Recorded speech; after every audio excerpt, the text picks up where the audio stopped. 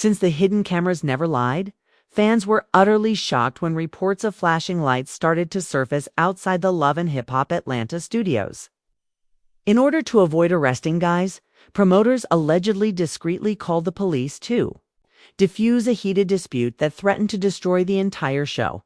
Tasha K has now released body cam film that captures every gasp, every hurried whisper, and every tremor of fear in the room where Yandy and Erica Menendez convened for an emergency war room session.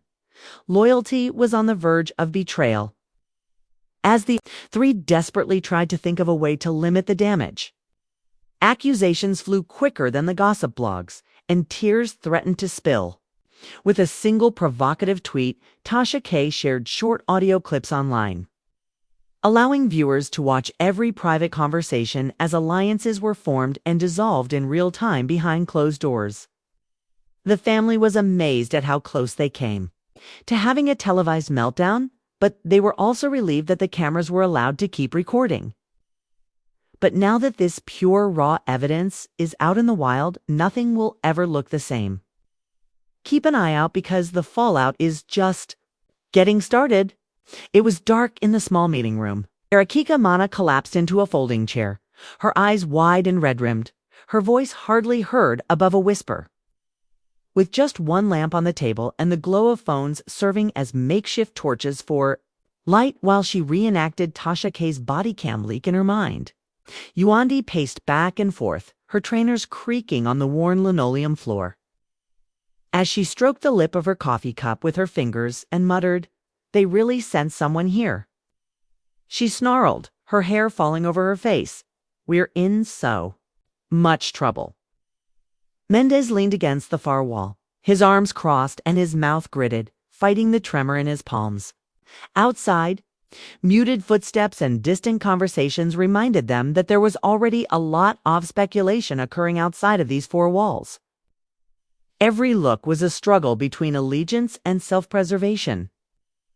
They all realized that if they didn't come up with a strategy right once, their friendships, professions, and reputations could all suffer irreversible harm, and fear had seeped into their bones. Erica's voice cracked as she laid out the stakes. Her words carried the burden of past betrayals. "If those audio clips hit YouTube before we get ahead of the story, everyone's going to assume I left him out to dry." Yandy nodded hesitantly, stopped pacing, and folded her arms. The statement was accompanied by memories of other scandals that had destroyed careers and split families apart. "We need a story," she said. Mendez rubbed his forehead, sweat dripping at his hairline. "We can't lie," he said. He said in a tense tone, "But we can frame it." He was aware that disaster was imminent, but he also realized that there was no way to reject it outright. The three of them leaned in and lowered their voices to hurried whispers as they drew out every possible angle. What Tasha K would emphasize, what producers would cut, and how fans would react. Ambition told them that the concert had to go on, no matter what, pushing panic aside. Yandy pulled out her phone and looked through screenshots of social media posts, even in that cramped area. "Look at this." Mendez contacted the police on set, she claimed, pointing to a tweet that had already received a lot of attention. LHH leak. The remarks felt like a kick to the face, incredulity giving way to pain.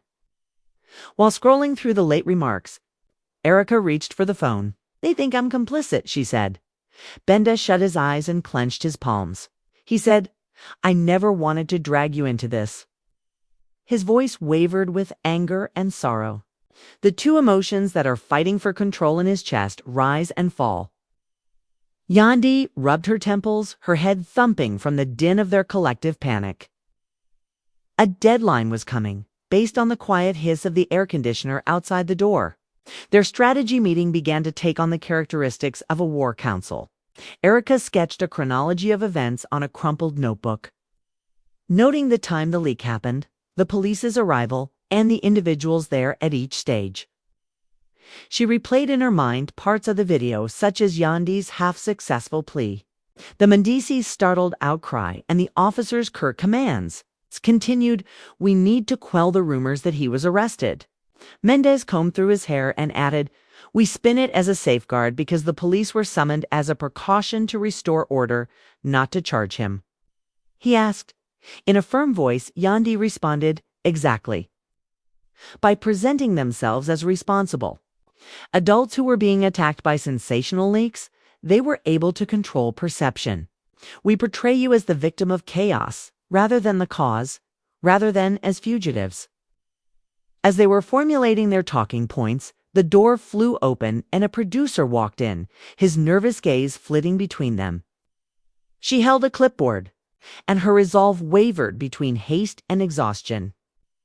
"I need your quotes by 5, she said in a hushed voice.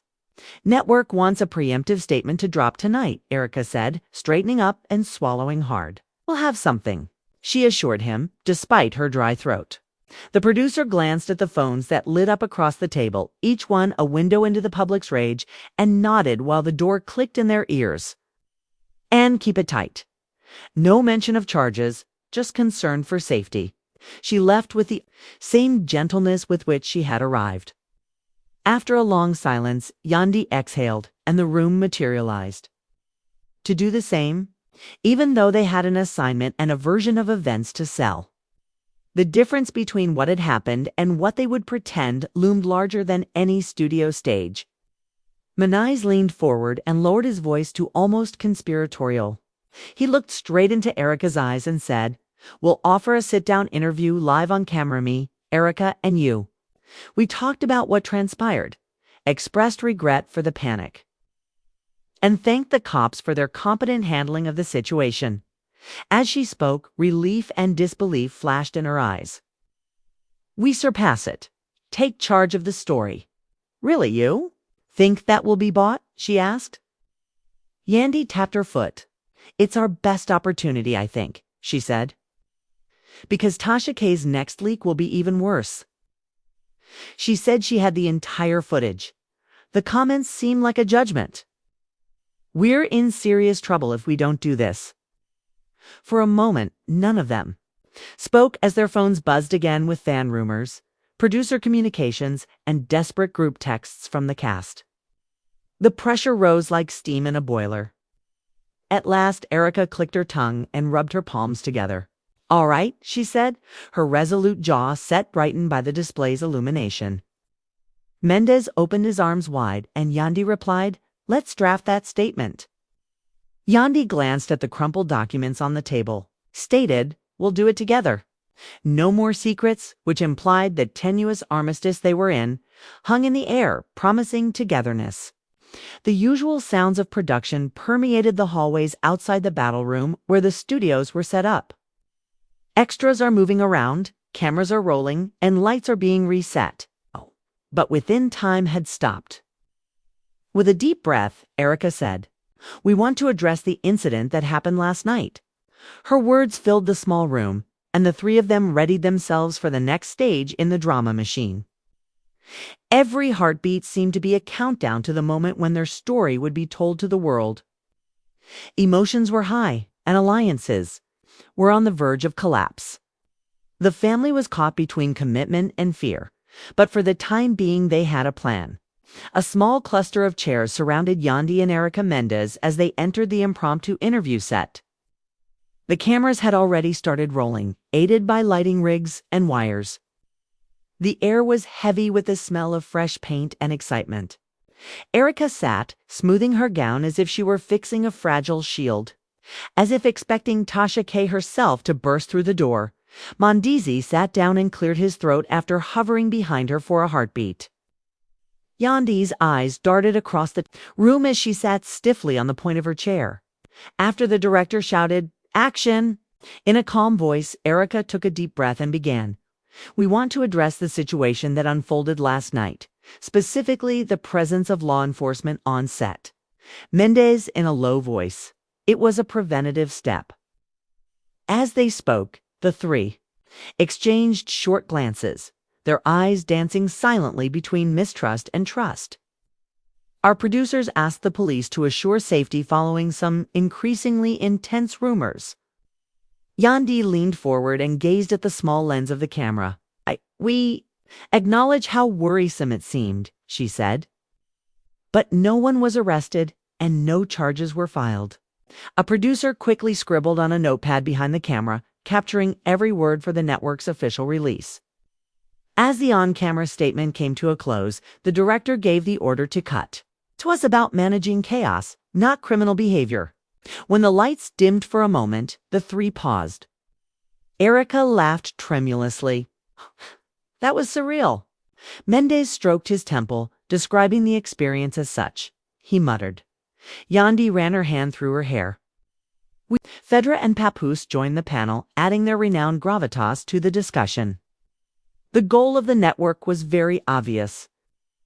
As the audience awaits Tasha K's next dive, fill them with warm smiles and reassuring explanations. In the meantime, Tasha K was preparing for her next move outside the studio. She activated the body cam recording, which this time included the officer's calm commands, the sound of papers rustling, and the snap of handcuffs being secured. In a room with multiple monitors, timestamps, and the words "real events," real. Emotions were superimposed, even if the shackles never touched skin. The main cast poured into the green room as she added a soothing, confident voiceover that said, "You heard them spin their story. Now hear the unfiltered truth."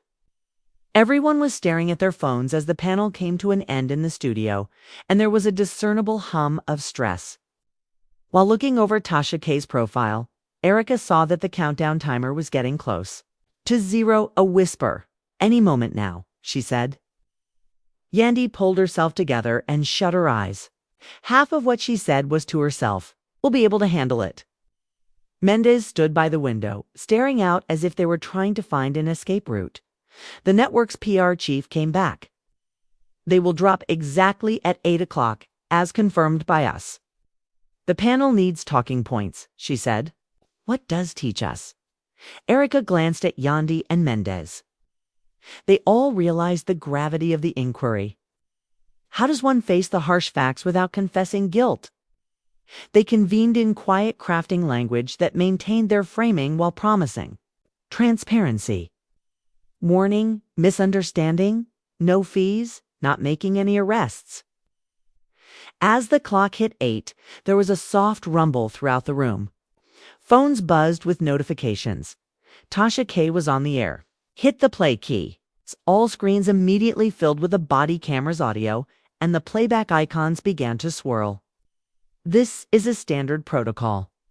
The officer's calm voice was, followed by Mendeecees' shocked breath, a faint clink of metal, and the distinct rustle as someone went for a phone of evidence that the police presence was genuine and that something had happened beyond spin control. The onlookers leaned forward in wonder and curiosity. A dot. The studio monitor cut to Tasha K's camera window as she sat smiling and held her microphone. "Like grenades," she replied. "So much for precaution." If there wasn't a situation worth policing, why else would they contact us? Her words escaped. There was silence in the green room. Erica closed her eyes to prepare for the fallout. Even after the network's broadcast ended for a commercial break, the harm remained. Pale features with darting eyes reconstructed in the quarry. And the panel, a junior producer, rushed in holding an iPad. "Social feed is blowing up. Body cam blows cover. We knew they'd lied. We need an immediate on-camera response." The director motioned them back to the set, and as Eric, Yandy, and Mendeecees emerged under bright lights once more, the atmosphere was thick with secondhand anxiety. Erica took a big breath. "We hear you," she firmly stated. Mendeecees went on to say, "We never intended to deceive. Called the police to protect the cast and crew from a rumor-fueled escalation." But behind them, Tasha K's body cam stills lingered on the screen. Frozen pictures of hands clenched, taut faces, and uniforms. Their half-explanations were dwarfed by the data. Yandy closed her eyes and then opened them purposefully, saying, "We understand your frustration." The situation was far more complex than we could unpack in a brief statement. We're determined to be completely transparent going forward. The trio's willpower faltered under the pressure of public expectations, as supporters wrote irate comments like they were caught in a lie. Keep it real, and we deserve more. When the second part ended, Erica sank against a wall and mumbled, "We're going to drown." Mendeecees crouched beside her and said, "We knew this would get messy." Yandy slid to the floor and leaned back against the wall across from him, saying, "But I didn't see things progressing this far. What ought we to do next?" "This is not just a rumor," she said. "It's a glimpse behind the curtain of production spin." Her question struck a chord with all of the unspoken anxieties in the emptying studio. A compilation of all the clips they had released, zoned together with oozing commentary. Was Tasha K's last clip for the evening, which she created outside the studio? As her video began to upload, the world waited in wonder and hunger. The war room had become a battlefield, and they were now desperately trying to find cover from a deluge of information that no statement could adequately convey. The aftermath hit like a tidal wave, with alarms ringing nonstop and phones blazing all over the set with messages from fans. Updates from Tasha K's most recent drop, and panicked pings from producers. Erica sat on the edge of a sofa cushion, her hands over her face, and she scrawled, muttering, "They're calling me a liar," her voice trembling. With a trembling breath, Yandy laid her palm against the cool metal of a folding chair and said, "I just tried to help." They can see right through it. A small army of publicists and assistants worked inside the green room to try to calm the commotion by contacting influencers, creating on-the-spot statements, and crafting tweets. But the scream of doubt overpowered every sigh of encouragement. "Is this a call for precaution?" One well-known blogger shared her caption full of uncertainty. "We spin too much," she said in a frustrated tone. Mendeecees seemed to be waiting for a miracle to relieve the tension as they waited by the window, staring at the fading sky outside. The comment was liked and responded to in a couple of seconds, and Erica's lips became a thin line as she watched the number of comments increase, saying, "This is getting worse by the minute." Rosita's homecoming was signaled by a knock on the door. She was carrying a tablet with analytics graphs that spiked like mountain ranges on the screen. "Take a look at this," she said softly. Mendeecees was flanked by Erica and Yandy as Rosita scoured the metrics. According to her, engagement is through the roof, but sentiment is plummeting. People are looking for genuine answers. Mendeecees massaged his temples, saying they're sick of the same old excuses. What else are they looking for? "We gave them a statement and conducted the sit-down," he asked, and Erica and Yandy exchanged glances. "Transparency," Erica responded quietly, "is what they lied, didn't they?" The set workers outside stole peeks at their phones and whispered in low tones, "Did you hear the body cam?" Drifted through the corridors. With wide eyes, the network's PR lead rushed in. She declared, "We need a fresh technique. The panel tonight needs to be unscripted." "We need to have a serious conversation," Mendeecees said, looking anxiously at Yandy and Erica. "But it must be real," the PR lead said, nodding as Erica stood with a straight backbone and said, "We can accomplish that. I'll talk to the producers about it. You will have 10 minutes to prepare." Long shadows were cast by the exposed lamps flickering on a chair slid back when Yandy kicked her legs. And Yandy kicked her legs as they sat around a small circular table in a storage corner against the concrete walls. "What are we going to say?" "We start by apologizing," she said, "and then the worry and anxiety are our own." Erica patted Yandy's arm. "I do regret how it played out," he admitted after we told them why we had called the police and our feelings at the time. "But I still believe it was the right call to protect Erica and the crew." Erica remarked, patting his hand. "All right, let's do it," she said. A camera was rolling when they were shown another makeshift stage 10 minutes later. It was a simple platform with 3 stools and lighting above it. "We're here because we realize you deserve honesty," Erica said, clearing her throat before glancing at the lens. "We didn't know where to turn last night when the rumors got out of hand," she said, after pausing to consider the comments.